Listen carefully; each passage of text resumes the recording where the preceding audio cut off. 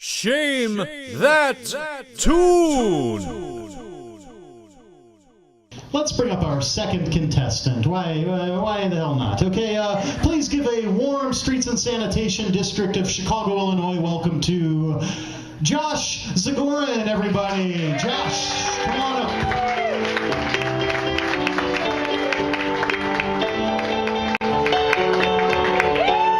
Okay, Josh, give that wheel a good old spin, and audience, shout out what you want to hear. Give it a authoritative spin.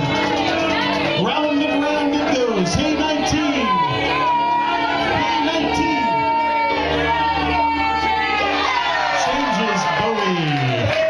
Changes Bowie.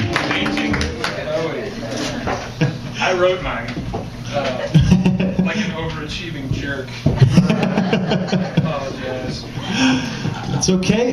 Here we go. So, That's not gonna work. Yeah, I'm holding it. Miss Cosby could hold. Okay. We got it. You got it. We don't want any damages to expensive. Oh, it's fine. Laptop. Okay, we're good. It's totally fine. Okay. It's Apple, it just works. It's amazing. Every time. Okay, you got 3 minutes. On your mark. Get set. Shane. Okay, if you're not familiar with Boston College students, think everything you're not supposed to do being excused if you do it with conviction. So my friend Sam and I were driving a broken Chevrolet station wagon that we built ourselves and painted chrome and soldered a Porsche 911 spoiler to the roof because we built it ourselves. To the casual observer, the wagon looked like someone was trying to build the future but got drunk.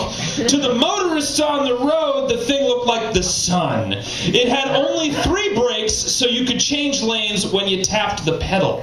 As we drove to Iowa from Massachusetts, and we thought at the time it would be perfect to stop at Niagara Falls. And in the middle there somewhere, I smoked a day's worth of pot and passed out in the back seat. I woke to the sound of shouting, and looking out the window, I saw a SWAT team of cops with drawn guns asking us politely to exit the vehicle, which we did.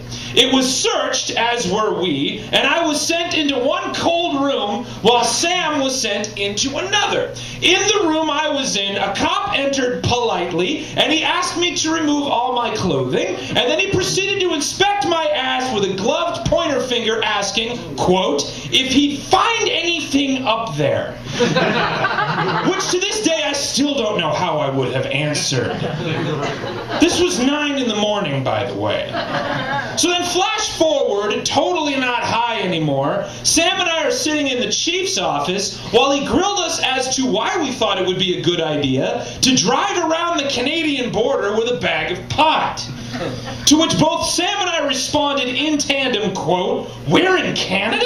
The chief was baffled, quote, where did you think you were? He asked. I answered, Niagara Falls. The chief said, you thought the border was Niagara Falls? Didn't the sign tip you off? Sam jumped on his cue since he'd been driving and all. Yeah, he said, I thought it was pretty stiff security for Niagara Falls. The chief nodded slowly and gave us the most politely passive-aggressive sentence I think has ever been given to a college student. All right, I'm going to let you go with a fine because you're both too stupid to be a threat. And he banned us for 2 years from ever coming into Canada. On our way out, he noted to both of us, hey, you got a long drive back. Just make sure you guys stay friends. As we drove up... All of this is 100% true. As we drove away, flipping off the American Border Patrol, we had a very long, very unhigh drive towards our destination, where we were promptly pulled over in Illinois for speeding. When asked if we had anything illegal in the car, I responded, shit no, man, the Canadians took it all.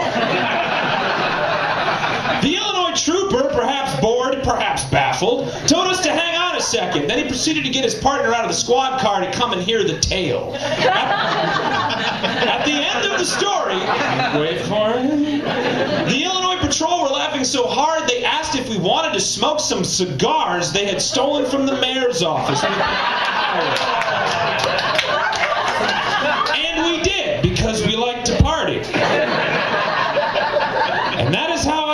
learned that Canadians will politely probe your ass if you sound like an idiot, but Americans will give you cigars if you answer with conviction. Thank you. Josh Zagoren, everybody. Josh.